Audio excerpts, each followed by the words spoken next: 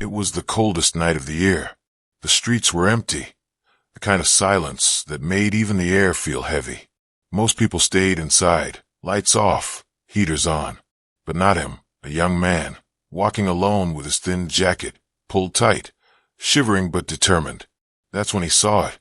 An old car stuck by the roadside, steam rising from the hood. Inside, an elderly man, lost and helpless. Most would have walked by. He almost did too, until something in his heart told him to stop.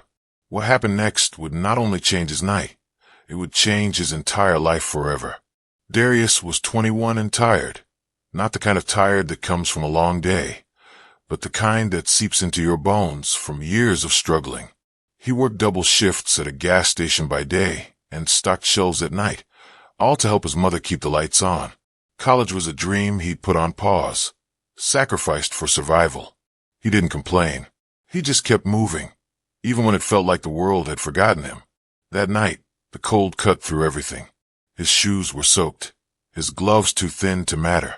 He'd missed the last bus home and had another 3 miles to walk. But he didn't mind. The stars were out, and the street was quiet. One of those rare moments where life seemed to breathe slower. Then he heard it, the faint sputter of an engine, followed by silence. Up ahead, a silver car sat half on the shoulder, its hazard lights blinking weakly in the dark.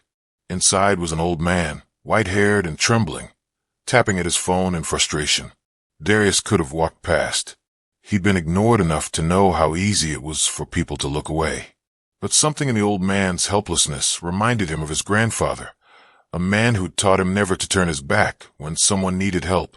So Darius walked up, knocked softly on the window, and asked if the man was all right. What he didn't know was that this small act of kindness, in the middle of nowhere, in the dead of night, was about to set off a chain of events that would test every part of who he was. The old man rolled down the window, his hands trembling against the cold air. "Car just stopped," he muttered. His voice was polite but distant, like he wasn't used to being approached by strangers, especially ones like Darius, in worn-out clothes and calloused hands. Darius nodded and lifted the hood, letting the freezing wind sting his face. The engine hissed with the smell of burnt oil. It didn't take long to see the problem: a burst radiator hose and a drained battery.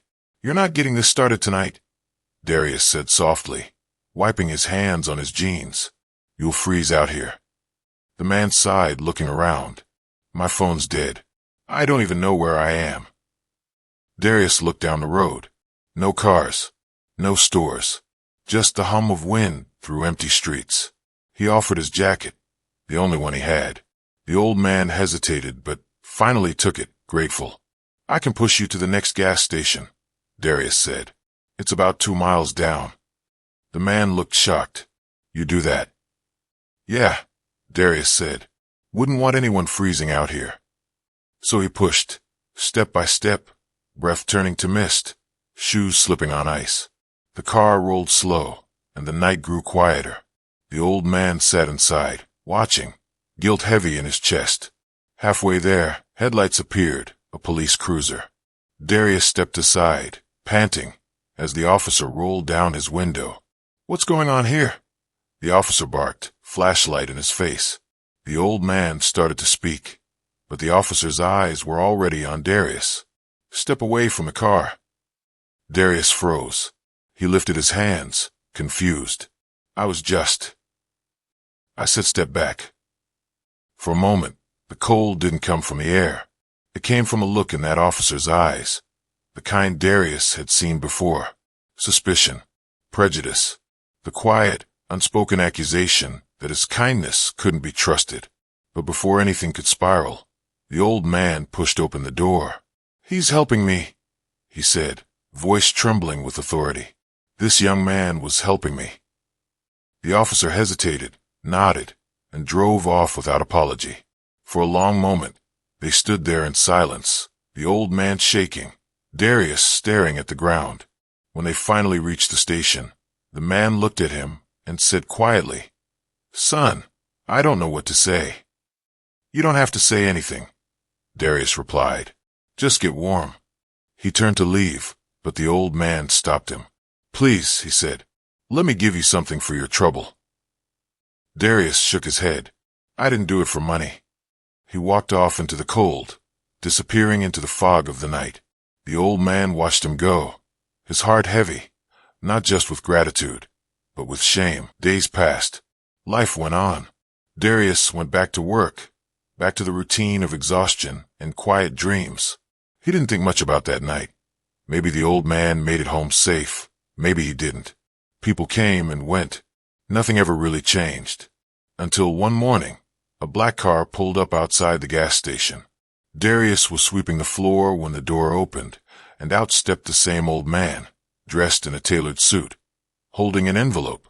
Darius, he said softly, I've been looking for you. Darius blinked in confusion. Sir, you're okay. The man smiled. Thanks to you. You saved my life that night.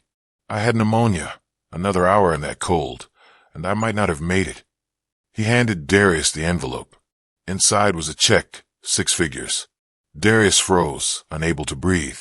I don't understand, he whispered. The old man looked at him, eyes shining. You didn't ask who I was, or what I had. You helped because it was right. People like you. You remind me there's still good left in this world. I want to invest in that good.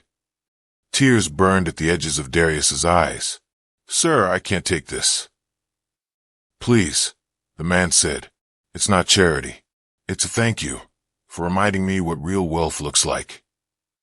And before Darius could respond, the man turned and left, his car rolling away, leaving behind a stunned silence and the sound of a heart learning how to believe again. Weeks later, Darius quit both his jobs, not out of pride, but out of purpose. He used part of the money to repair his mother's house, pay off her debts, and enroll in school again. But the rest? He started something new. He called it the Midnight Fix, a small roadside assistance program for people stranded after dark. No fees, no judgments, just help when people needed it most. Within months, his story spread online. News stations picked it up. Donations poured in. Volunteers joined. The world saw a young man who had been invisible all his life, now standing as a symbol of quiet strength, proof that kindness still mattered. One evening, he got a letter in the mail. No return address. Just a note inside that read, I was that old man. You changed how I see the world. Keep doing what you do, and never forget. Real wealth isn't in what you have. It's in what you give. Darius folded the letter carefully and slipped it into his jacket, the same one he'd given away that freezing night. He looked out at the road, the streetlights flickering like stars, and smiled. Maybe the world hadn't changed overnight, but for the first time in a long time, it felt like it could. And maybe, just maybe, it started with one young man, one cold night, and one simple choice. To stop and help. Because sometimes, the smallest act of humanity is the spark that reignites the light in us all. If you believe in that kind of light, if you believe kindness still matters, then don't just watch stories like this. Be part of them. Like, share, and subscribe. Not for the views, but for the message. Because somewhere out there tonight, another act of kindness is waiting to be told.